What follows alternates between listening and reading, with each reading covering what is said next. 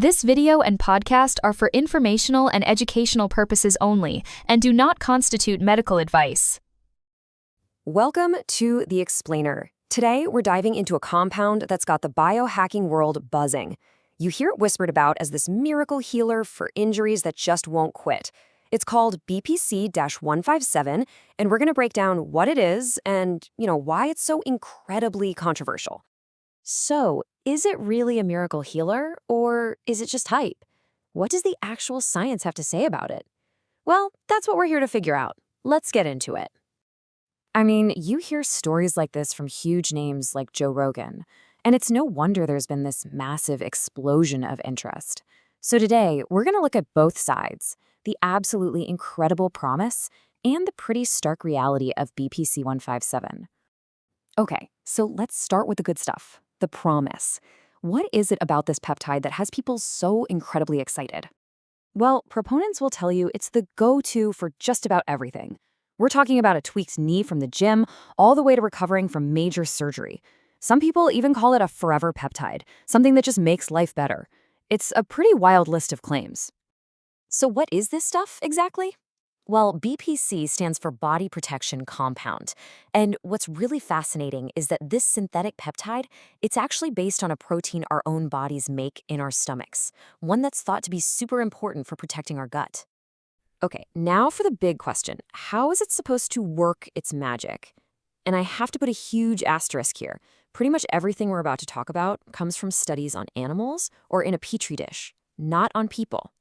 This really gets to the core of the promise. The theory is that BPC-157 isn't just some glorified painkiller. No, the idea is that it's actually rebuilding you from the ground up by orchestrating this whole symphony of repair signals in your body. It's pretty incredible stuff, in theory. So far, the picture from the lab looks amazing, right? A total game changer. But, and this is a really, really big but, what happens when we try to find the same results in actual human beings? Well, this is where the story takes a very sharp turn. So now we have to pivot. We've seen the incredible promise from the lab. Now let's get into the reality of what's actually been proven in you and me. Yep, you're seeing that right. Zero. Zilch. Nada. For all the hype, all the stories, all the forum posts, there are currently 0 high-quality, randomized controlled trials, the absolute gold standard of medical research, to back up any of these healing claims in people. And this is the fundamental disconnect right here. What works wonders on a rat's tendon in a lab just doesn't automatically mean it's going to work for you. And as it stands, the actual human evidence is practically non-existent. And hey, don't just take my word for it. When a major organization like the U.S. Anti-Doping Agency puts out a warning this blunt, well, it really highlights just how massive this knowledge gap truly is. They're basically saying it's the Wild West. So, this huge lack of human data, it doesn't just mean we don't know if it works, it also leads us directly to some pretty significant risks and some major red flags. Let's just lay it all out there. It's not approved by the FDA, it's banned for pro athletes, it's sold on this totally unregulated market, usually with a little label that says, for research purposes only. This means anyone using it is stepping way outside of any established medical system, and that carries some serious risk. And get this for some cruel irony.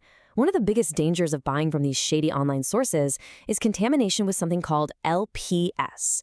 And LPS can actually trigger inflammation, the very thing that people are taking BPC-157 to try and get rid of. You could be making things worse without even knowing it. But out of all the potential risks, there is one big, scary question that hangs over all of this. And it comes directly from the way BPC-57 is supposed to work.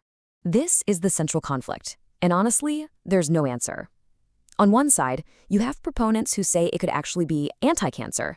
But on the other, skeptics look at its core function, promoting new cell and blood vessel growth, and they say, wait a minute, that's exactly what a tumor does to grow and spread.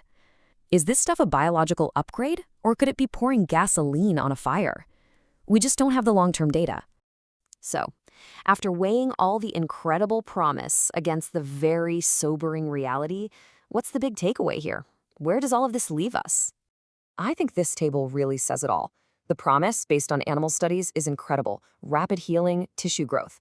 But the reality for us, for humans, is a whole different story. No proven benefits in good trials, totally unknown long-term risks, and it's banned in pro sports.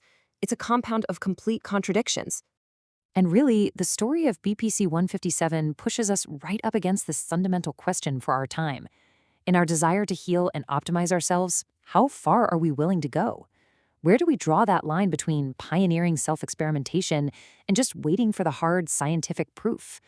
It's a question with no easy answer. We partner with Ascension Peptides, who supply pharma-grade peptides. Click on the link to learn more.